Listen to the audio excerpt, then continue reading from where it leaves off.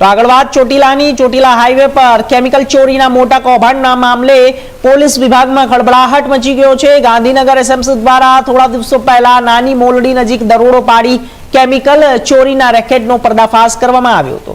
આ કાર્યવાહી દરમિયાન અંદાજે ₹45.98 લાખનો મુદ્દામાલ કબજે કરવામાં આવ્યો। આ સમગ્ર મામલે સ્થાનિક પોલીસની ગંભીર બેદરકારીઓ સામે આવતા રાજકોટ રેન્જના આઈજી નિર્લિપ્ત રાય દ્વારા કડક કાર્યવાહી કરવામાં આવી। આ સાથે ફરજમાં બેદરકારી અને સમયસર કાર્યવાહી ન કરવા બદલ ચોટીલા પીઆઈજીએન સોલંકી, પીએસઆઈ બીએન ગલિયર તેમજ પોલીસ કોન્સ્ટેબલ નરેન્દ્રસિંહ સુરભા પરમાર અને દિલીપ બહાદુર મંઝારિયા તાત્કાલિક અસરથી સસ્પેન્ડ કરવામાં આવ્યા છે।